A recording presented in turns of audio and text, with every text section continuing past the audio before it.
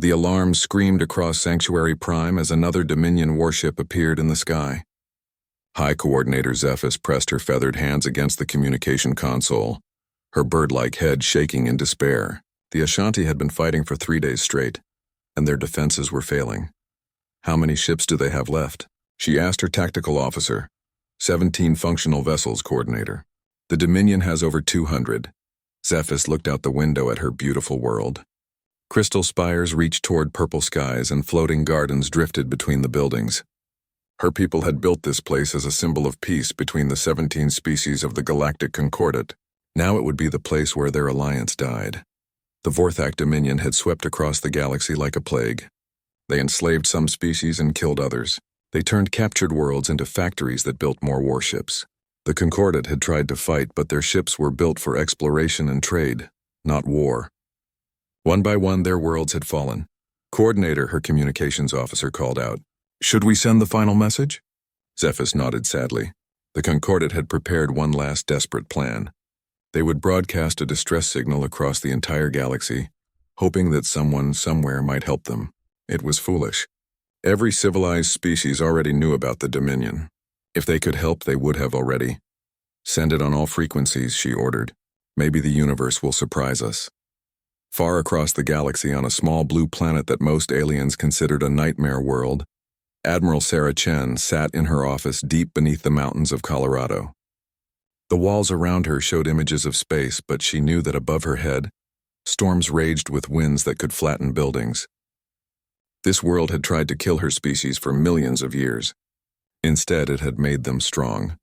Her assistant knocked on the door. "Admiral, we're receiving a broad-spectrum distress signal. It's from the Galactic Concordat." Chen had been expecting this. Earth's hidden monitoring stations had been watching the Dominion's expansion for months. Humanity had learned about alien civilization 40 years ago, when they intercepted their first galactic communication. Since then, they had been listening and learning in secret. "What do they say?" Chen asked. Standard plea for help. "They're at Sanctuary Prime. The Dominion has them surrounded." Chen stood up and walked to her window. Outside, lightning split the sky and rain hammered against the reinforced glass. Most aliens would die within minutes on Earth's surface. The air was too thick, the gravity too strong, the weather too violent. They called it a death world and assumed nothing intelligent could live here. They were wrong. "Call an emergency session of the Defense Council," Chen ordered. "It's time to make a decision."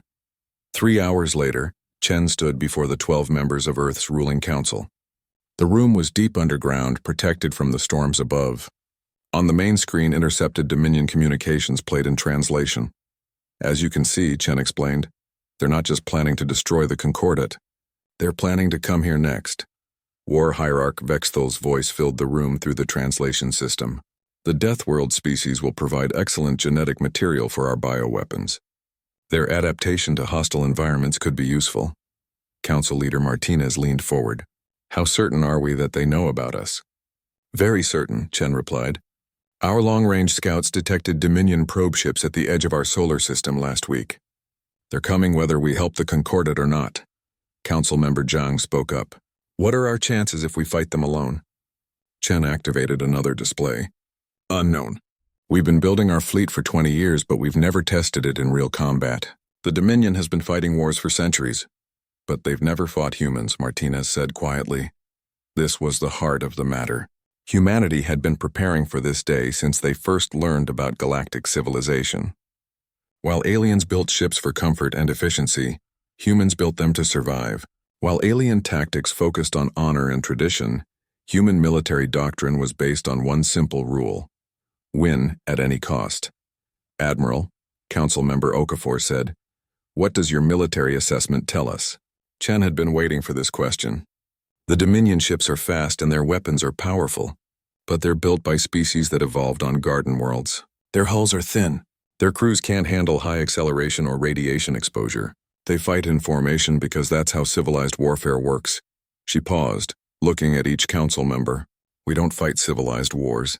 We fight to survive." The vote was unanimous. Earth would reveal itself to the galaxy.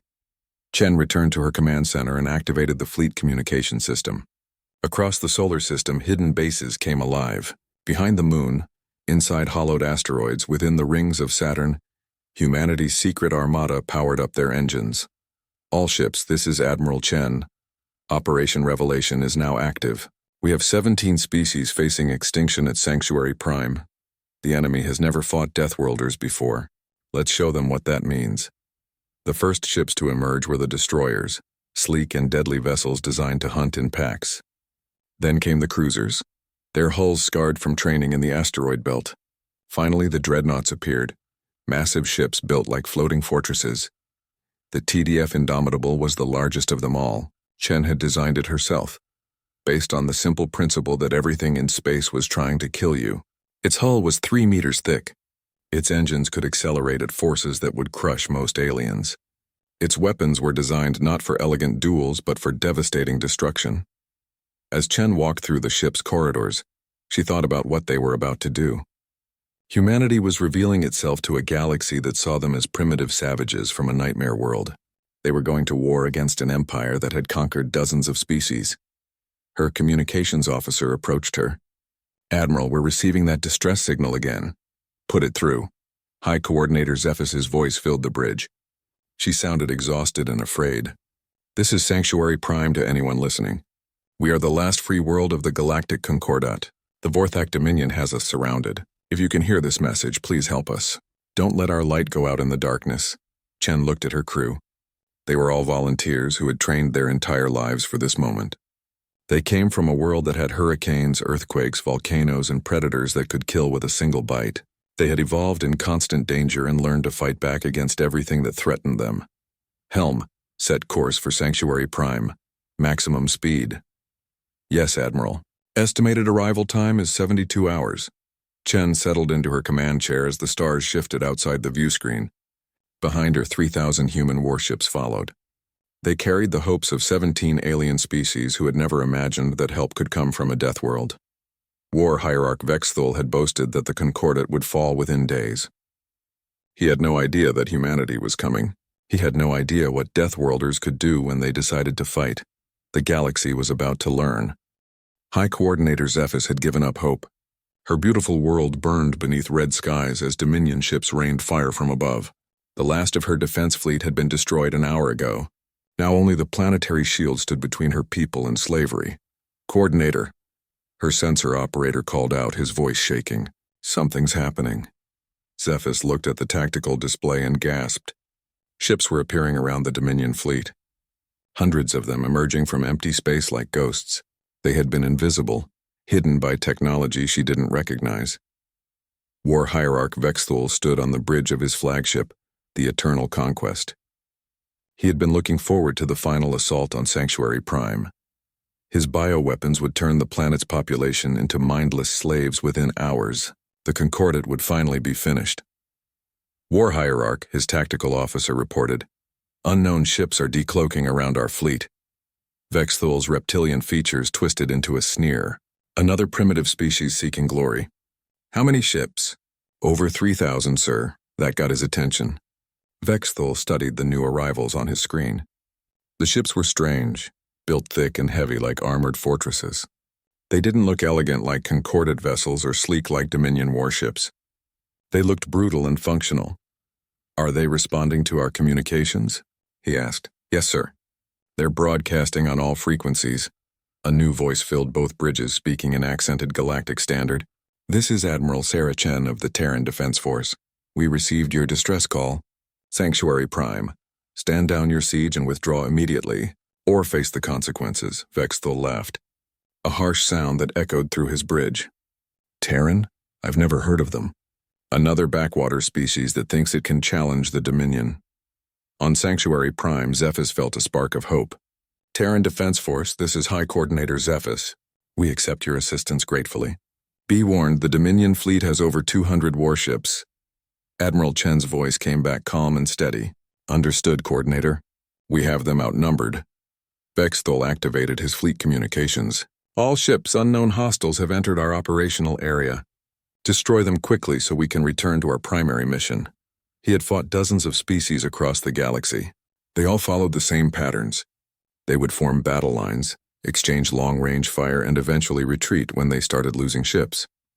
It was civilized warfare, predictable and manageable. The human ships did something different. Instead of forming neat formations, they scattered across space like a swarm of angry insects. Their ships moved in ways that defied military logic, weaving between asteroid debris and using Sanctuary Prime's moons as cover. When Vexthol's fleet fired their energy weapons, the beams struck human hulls and seemed to disappear into thick armor that absorbed the damage. Then the humans fired back. Kinetic weapons, Vexthol realized with shock. Solid projectiles fired at incredible speeds. His ship's shields were designed to deflect energy weapons, not physical impacts. The first human salvo punched through 3 of his cruisers like they were made of paper. All ships evasive maneuvers, he ordered. Deploy defensive formations. But the humans weren't interested in formations. Their ships fought like individual predators, each one hunting targets with deadly precision. They used tactics that Vexthol had never seen before. Some human ships would charge straight at Dominion vessels, drawing fire, while others would circle around and attack from behind. Admiral Chen stood on the bridge of the Indomitable, watching the battle unfold. Her ships were performing exactly as designed. Human vessels could take punishment that would destroy alien ships because they were built by beings who lived on a world that was constantly trying to kill them. Captain Morrison, take your squadron through the debris field, she ordered. Use the asteroids for cover and hit their command ship from the port side. Yes, Admiral. They won't see us coming. This was how humans fought wars. They didn't worry about honor or fair play. They worried about winning. Every advantage was used, every weakness exploited. When Dominion ships tried to retreat, human vessels pursued them relentlessly. When enemy commanders tried to surrender, Chen ignored them until their weapons were completely destroyed. War Hierarch Vexthul watched his fleet fall apart around him. Half his ships were already destroyed or crippled. The others were scattered across the system, trying to escape human pursuit groups that moved faster and hit harder than anything he had ever encountered. How is this possible? He demanded. Who are these Terrans? His intelligence officer's voice was shaking. Sir, I've been analyzing their ship configurations and tactics. I think they're from Sol 3. The Death World? Vexthul felt cold fear creeping up his spine. That's impossible. Nothing civilized could evolve on that nightmare planet. Their ships match theoretical projections for Death World engineering, sir. Thick hulls, redundant systems, weapons designed for maximum destruction. And their tactics? What about their tactics? They fight like they expect to die, sir. Like they've been preparing for this their entire lives. On the human flagship, Admiral Chen received reports from across the battlefield. The Dominion fleet was broken. Some ships were trying to escape. Others were drifting powerless in space. A few were still fighting, but they were surrounded and outnumbered. Admiral, her communications officer said, the Dominion commander is requesting to speak with you. Put him through. Vexthol's image appeared on the main screen. His reptilian features were marked by fear and confusion. Who are you? What species fights like this? Chen looked at him with cold eyes. We're humans, War Hierarch. We come from Earth, the world your intelligence files probably call Sol 3. The Death World. She saw recognition and terror cross his face. Every species in the galaxy had heard stories about the legendary Death World, where nothing could survive. Most thought it was a myth, impossible, Vexthol whispered. Deathworlders are just legends. We're very real, Chen replied. And we don't like bullies who attack peaceful worlds. You have 2 choices. Surrender your remaining ships or we'll destroy them. Vexthol looked around his bridge at his defeated crew. His fleet was in ruins. These humans had demolished his forces in less than 6 hours using tactics he had never imagined. They fought without mercy or hesitation, like the universe itself was their enemy. I surrender, he said quietly. High Coordinator Zephys watched from her command center as human ships moved through the wreckage of the Dominion fleet. Her people were safe. The siege was over, but she had so many questions about these mysterious Terrans who had appeared from nowhere and saved them all. Admiral Chen's voice came through the communication system. Sanctuary Prime, this is Admiral Chen. Your system is secure. We'd like to establish communications with your government and discuss the current galactic situation. Of course, Admiral, Zephys replied. We owe you our lives. But may I ask, how did you know we needed help? We've been listening to galactic communications for decades, Coordinator. We know all about the Dominion and what they've been doing. We just decided it was time to introduce ourselves. Zephys felt a chill run through her feathers. These humans had been watching the galaxy in secret, learning about their enemies, preparing for war. They had built a massive fleet and hidden it from every sensor network in known space. What else were they capable of? As human ships took positions around Sanctuary Prime, word began to spread across the galaxy. The Deathworlders were real. They had ships, weapons, and tactics that no one had ever seen before. Most importantly, they had just destroyed a Dominion fleet without losing a single vessel. The balance of power in the galaxy had changed in a single day. News of humanity's victory at Sanctuary Prime spread across the galaxy faster than light travel. In the Concordate's remaining territories, desperate populations celebrated. In Dominion space, fear replaced confidence. On hundreds of worlds, beings who had never heard of humans suddenly wanted to know everything about them. Dr. Elena Vasquez stepped off the transport shuttle onto Sanctuary Prime's main landing platform. Around her, the alien city stretched toward purple skies. Crystal spires caught the light of the system's twin suns, and floating gardens drifted between buildings that seemed to grow rather than be built. She was humanity's chief xenobiologist, but she had never seen an alien world before. Earth's government had kept their existence secret for 40 years. Now Elena was part of the first official contact team between humans and the Galactic Concordate. High Coordinator Zephys waited for her at the platform's edge. The Ashanti leader was beautiful in an alien way, with golden feathers and large, intelligent eyes.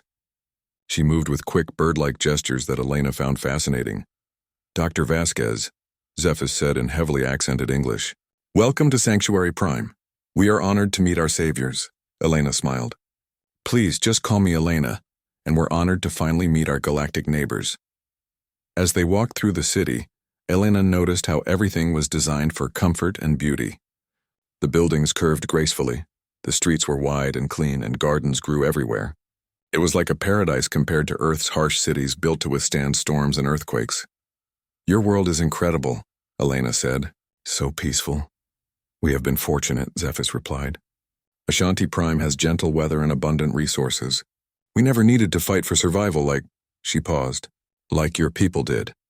They arrived at the Concordate's temporary headquarters where representatives from the surviving member species waited. Elena saw beings that looked like walking trees, others that resembled crystalline formations, and some that seemed to be made of living water. Each species was beautiful and unique, but they all shared something in common. They looked fragile. The meeting began with formal introductions. Elena learned that most concordate species came from worlds with perfect climates and abundant resources. They had evolved in safety and comfort, developing art, science, and philosophy instead of weapons and warfare. Dr. Vasquez, said Ambassador Cathara, of the crystal-like Zephyrians, "We must ask about your people's capabilities. Your ship survived damage that would destroy our vessels. How is this possible?" Elena had prepared for this question. "Our world is what you call a death world. Everything on Earth tries to kill us. The weather, the animals, the plants, even the air and water can be dangerous. We evolved to survive in conditions that would kill most of you within minutes." She activated a holographic display showing images of Earth. The aliens gasped as they saw hurricanes that could flatten cities, tornadoes that threw cars through the air, and earthquakes that split the ground open. "This is why our ships are built so heavily," Elena continued. "We expect everything to break, so we build backup systems for our backup systems. We expect to be attacked, so our hulls are thick enough to stop projectiles that would punch through your ships." Ambassador Tavano of the tree-like Salathi spoke up. "But how do you function in such an environment? How do you build a civilization when your world is constantly trying to destroy it?" "We adapt," Elena said simply. "We learn to work together because we have to. We develop technology to protect us from our environment. Most importantly, we never give up. On Earth, giving up means dying." The room fell silent as the aliens absorbed this information. They had spent their entire evolutionary history in safety. The concept of a species that had been forged by constant danger was almost impossible for them to understand. Meanwhile, in Dominion space, Supreme Overlord Mordak reviewed the battle reports from Sanctuary Prime. His massive form filled the command chamber of his palace ship, scales black as space and eyes that glowed red with fury. "Explain to me," he said to his terrified advisors. How War Hierarch Vexthul lost 200 ships to an unknown species. His intelligence chief, a spider-like being named Sekthar, trembled as he spoke. Supreme Overlord? These humans appear to be from the legendary Deathworld Sol 3. Their technology and tactics are unlike anything we've encountered. Deathworlders are myths, Mordax snarled. Stories to frighten younglings. The evidence suggests otherwise, Supreme Overlord. Their ships use kinetic weapons instead of energy beams. Their hulls are built to withstand massive damage. Their tactics show no concern for honor or traditional warfare. Mordax struck his command console with a clawed fist. I don't care if they're demons from the void.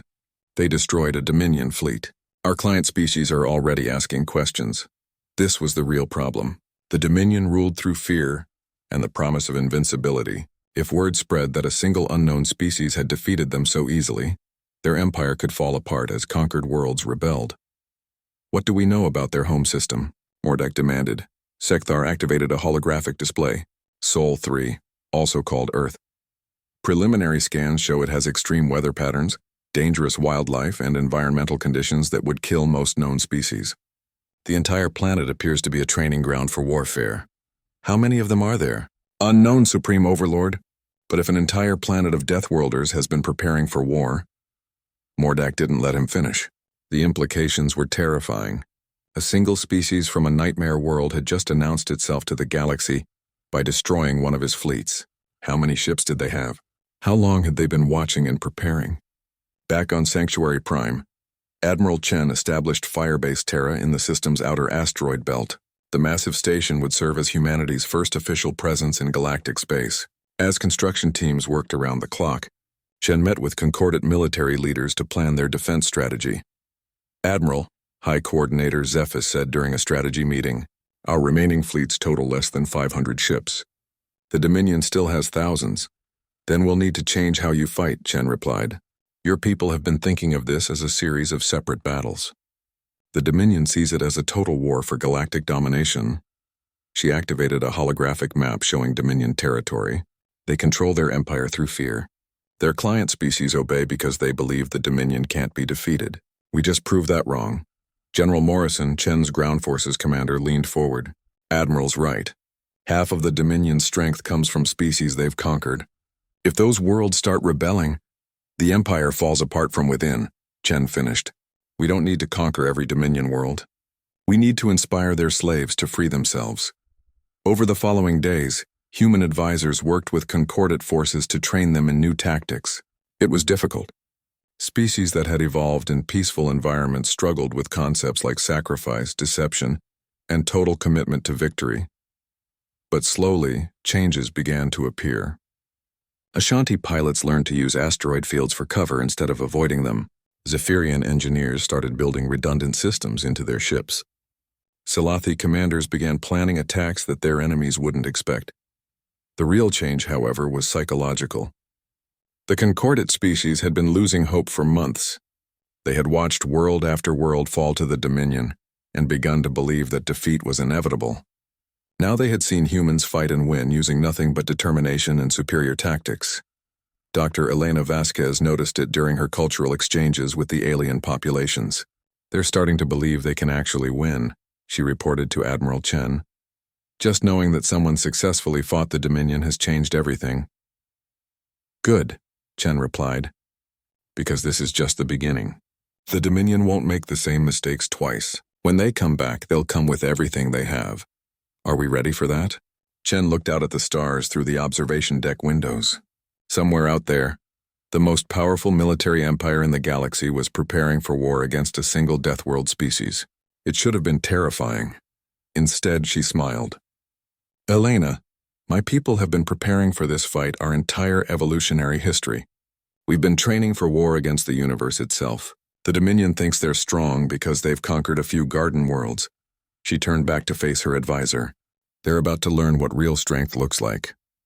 Supreme Overlord Mordax's war fleet stretched across space like a dark ocean. 50,000 ships formed the largest military force ever assembled in galactic history. Massive dreadnoughts led formations of cruisers and destroyers, while bioweapon carriers prepared their genetic horrors for deployment.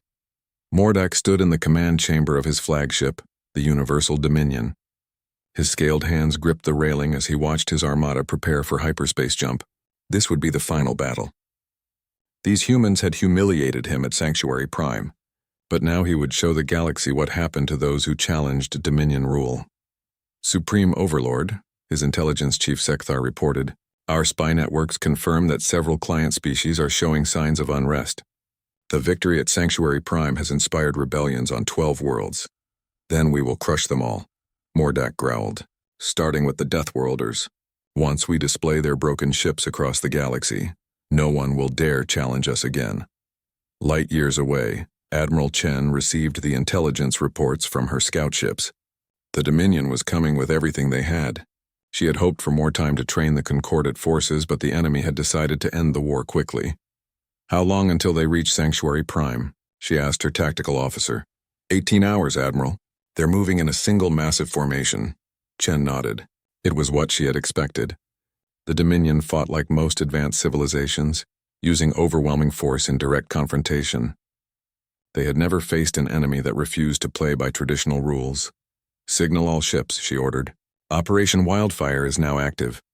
Across 17 star systems, human vessels received their orders. This wouldn't be a single battle at Sanctuary Prime.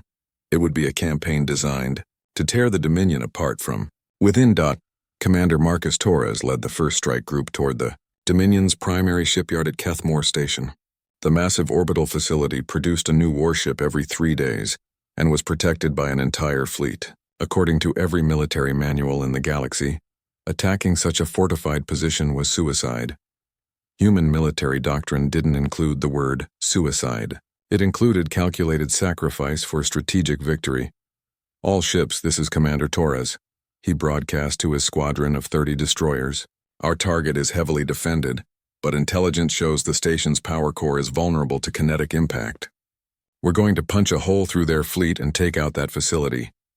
His pilots knew what that meant. They would be flying through energy weapons that could vaporize their ships in seconds. Most of them probably wouldn't survive. But if they succeeded, the Dominion would lose their primary production facility. Remember, Torres continued, we're not just fighting for the Concordate. We're fighting so that every enslaved world in the galaxy knows that tyrants can be beaten.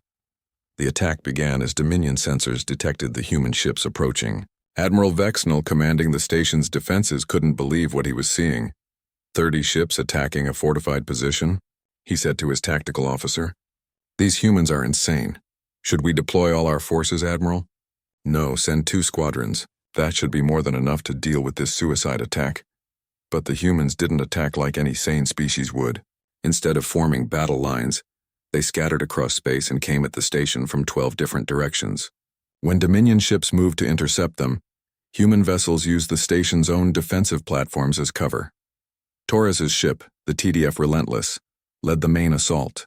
Energy beams scorched its hull as it dove toward the station's central structure.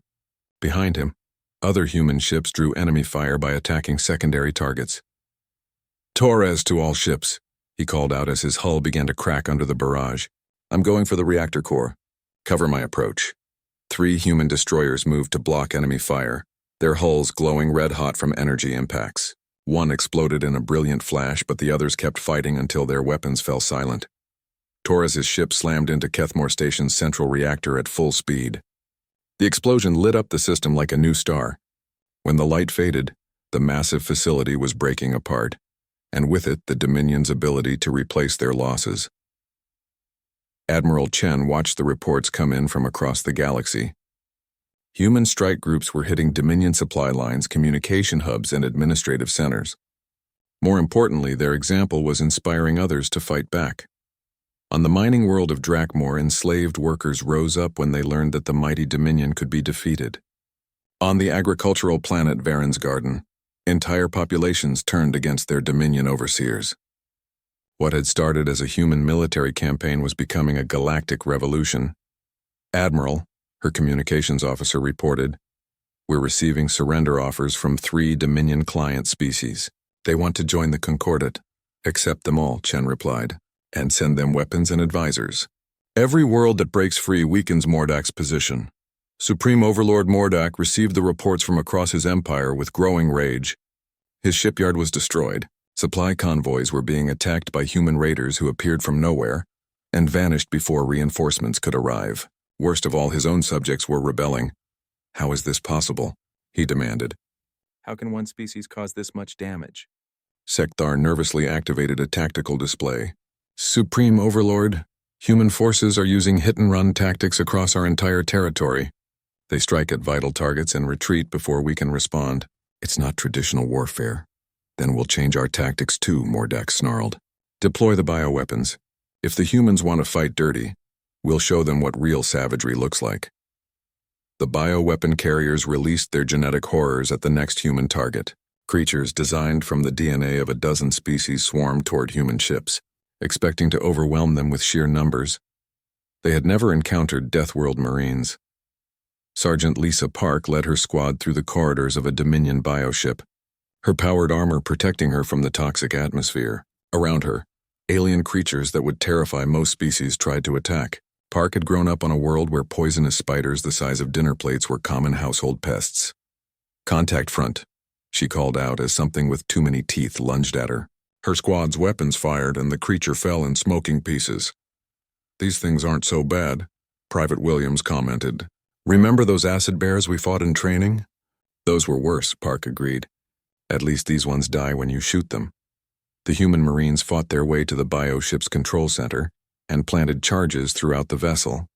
As they evacuated, Park looked back at the creatures still trying to attack them. Sorry, boys, she said, but you picked the wrong species to mess with. The bioship exploded, taking its genetic horrors with it. Across the galaxy, similar scenes played out as human forces proved that beings evolved on a death world weren't intimidated by artificial monsters.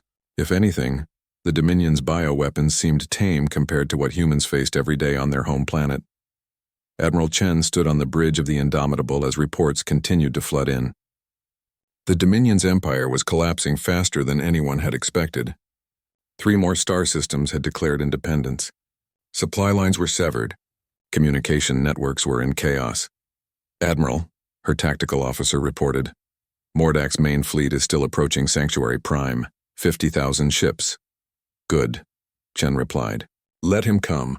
He's been chasing ghosts across the galaxy while we dismantled his empire. Now he gets to face us directly. Ma'am, 50,000 ships is still a lot. We have less than 5,000, Chen smiled. Numbers don't matter if your enemy doesn't know how to use them. Mordak thinks this is about military strength. He still doesn't understand that this is about ideas. She activated the fleet communication system. All ships, this is Admiral Chen. The enemy is approaching with everything they have left. They think they can still win by force. They're wrong. We're not just fighting for territory or resources. We're fighting to prove that freedom is stronger than tyranny, that courage is stronger than fear. Her voice carried across space to every human ship and from there to concordant vessels. And from there to rebel forces on 100 worlds. The Dominion calls us Deathworlders like it's an insult. They're right. We come from a world that tried to kill us every day.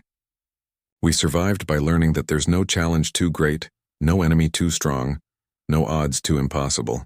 Today we teach the galaxy that same lesson. The final battle was about to begin. The space around Sanctuary Prime became a graveyard of starships as the largest battle in galactic history reached its climax. Supreme Overlord Mordak's 50,000 vessels clashed with Admiral Chen's combined fleet of humans and concordant allies. Explosions lit the darkness like deadly fireworks, and the wreckage of destroyed ships drifted between the combatants. Mordak stood in his command chamber, watching his forces slowly push forward against fierce resistance. The humans fought like demons, their ships taking damage that should have destroyed them and continuing to fire. But numbers were beginning to tell. For every Dominion ship destroyed, the humans lost 3.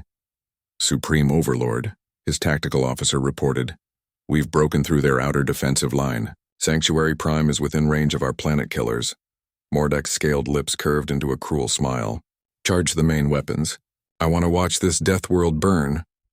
Admiral Chen felt the Indomitable shudder under enemy fire as her flagship led the desperate defense. Her fleet was giving everything they had, but the Dominion's numbers were overwhelming. She had expected this moment and prepared for it. Signal Earth Command, she ordered. Tell them we need everything they've got. Her communications officer looked confused. Admiral, Earth Command already sent us everything. There are no more ships. Chen smiled grimly. There's always one more card to play. Light years away in the outer reaches of the Sol system, massive engines came online. General Patricia Okafor stood on the bridge of the TDF Retribution, watching as her ship's true nature was revealed. What had appeared to be a large asteroid was actually humanity's most secret weapon, a dreadnought built inside a hollowed-out mountain of rock and metal. All stations report ready. General, her tactical officer announced. Okafor nodded. The Retribution was only the first. Across the solar system, dozens of similar vessels revealed themselves. Humanity had been preparing for this war for decades, building ships in complete secrecy, hiding their true strength even from their allies. Signal the fleet, Okafor ordered. Operation Last Stand is active. Set course for Sanctuary Prime, maximum speed. The massive ships accelerated toward the hyperspace jump point. Each one was a mobile fortress carrying enough firepower to level a planet. They had been humanity's final insurance policy, hidden weapons that would only be revealed if Earth itself was threatened. Back at Sanctuary Prime, the battle raged across 3 star systems as Dominion forces tried to surround and destroy the human fleet. Admiral Chen's tactical genius kept her ships fighting against impossible odds, but even she couldn't work miracles forever. War Hierarch Vex Thule, who had been captured at the first battle and forced to watch from the Indomitable's bridge, shook his head in amazement. Your people fight like they have nothing to lose. We fight like we have everything to gain, Chen replied. Every species in this galaxy will be free when we're done. You can't win, Vexthul said. There are too many of us. Watch and learn. Space suddenly filled with new contacts as General Okafor's hidden fleet emerged from hyperspace. The massive dreadnoughts spread across the battlefield like avenging angels, their weapon systems charging with deadly purpose. Mordak stared at the tactical display in horror. Where did they come from? How many ships do these humans have? Unknown, Supreme Overlord, Sekthar replied. Our intelligence indicated that their entire fleet was already engaged. Fools. Mordak roared. They've been hiding their strength from the beginning. The new human ships didn't fight like the smaller vessels that had been holding the line. These were designed for one purpose: complete destruction of enemy forces. Their weapons cut through Dominion ships like plasma through paper. Their hulls shrugged off attacks that would have crippled cruisers. General Okafor opened communications to the entire battlefield. This is General Patricia Okafor of the Terran Defense Force. Supreme Overlord Mordak, you have one chance to surrender your forces and end this war. Refuse, and we will demonstrate why humans are called Deathworlders. Mordak's response was to order his remaining bioweapon ships to attack the new arrivals. Genetic horrors swarmed toward the human dreadnoughts, only to be met by point defense systems that had been designed to handle Earth's most dangerous predators. The creatures died by the thousands as automated weapons tracked and destroyed them with mechanical precision. All ships, Okafor continued, begin planetary assault operations, target the Dominion command structure. But Mordak had one final card to play. As human forces closed in on his flagship, he activated his ship's most terrible weapon, a planet killer designed to crack worlds apart from the core outward. If I cannot rule the galaxy, he declared, then no one will. Target Sanctuary Prime, full power. Admiral Chen saw the energy readings spike on her sensors. All ships, emergency acceleration. Get between that weapon and the planet. The TDF Indomitable and 3 other human vessels threw themselves into the path of the planet killer beam. The energy struck their hulls with the force of a dying star, but Deathworld engineering held. The ships absorbed the blast that would have destroyed an entire world, their crews dying to save billions of innocent lives. Chen felt her ship coming apart around her as she gave her final order. General Okafor, you have the fleet. Finish this. The Indomitable exploded in a flash of light that could be seen from 3 star systems away. Okafor watched her friend's sacrifice and felt something cold settle in her chest. She opened communications to Mordak's flagship. Supreme Overlord Admiral Chen just died to save the people you tried to murder. That was a mistake. The human dreadnoughts turned their full attention to the Universal Dominion. Mordak's massive flagship tried to escape, but there was nowhere to run. Human ships surrounded it from every direction, their weapons charging for a final volley. Wait, Mordak transmitted. I surrender. The Dominion surrenders. Too late, Okafor replied. You had your chance. The combined firepower of 12 human dreadnoughts struck the Universal Dominion simultaneously. The explosion lit up space for several minutes, and when it faded, nothing remained of the Dominion's supreme leader except scattered debris. The battle ended as suddenly as it had begun. Across the galaxy, Dominion forces laid down their weapons as news of Mordak's death spread. Without their supreme leader and with their empire in ruins, the remaining commanders had no stomach for continuing the fight. High Coordinator Zephys stood in the ruins of her command center, looking up at the stars where human ships maintained their protective formation. Her world was safe, but the cost had been terrible. Admiral Chen and thousands of other humans had died to protect people they had never met. General Okafor's face appeared on the communication screen. "Coordinator, this is General Okafor. I'm sorry for your losses and for ours. Admiral Chen was a good friend and a better officer." "General," Zephys replied, "how can we ever repay what your people have done for us? Help us build something better," Okafor said. "The Dominion is finished, but there are still enslaved worlds that need to be freed. There are still tyrants who think they can rule through fear. We need allies who understand that freedom is worth fighting for." 6 months later, representatives from across the galaxy gathered on Earth for the signing of the Treaty of Sol. The document established the Galactic Defense Alliance, with humanity as its primary military force and the concordate species as partners in exploration and diplomacy. Dr. Elena Vasquez stood in the observation deck of the new orbital station, watching alien delegates experience Earth storms through reinforced windows. Most of them couldn't believe that any species could evolve in such conditions. "Dr. Vasquez," Ambassador Cathara said, "your people have changed everything. The galaxy will never be the same." "Change was coming anyway," Elena replied. "We just decided to guide it instead of hiding from it." General Okafor joined them at the observation deck, her uniform bearing the insignia of the new alliance. As the senior surviving human commander, she had been chosen to lead the combined fleet. "General," Zephys asked, "what happens now? The Dominion is gone, but there are still threats out there." Okafor looked out at the stars, thinking about Admiral Chen's final sacrifice and the thousands of worlds now free because of human intervention. Long-range sensors had detected concerning signals from the galaxy's edge, suggesting that the universe held even greater challenges. "Now we do what humans have always done," she said. "We prepare for whatever comes next.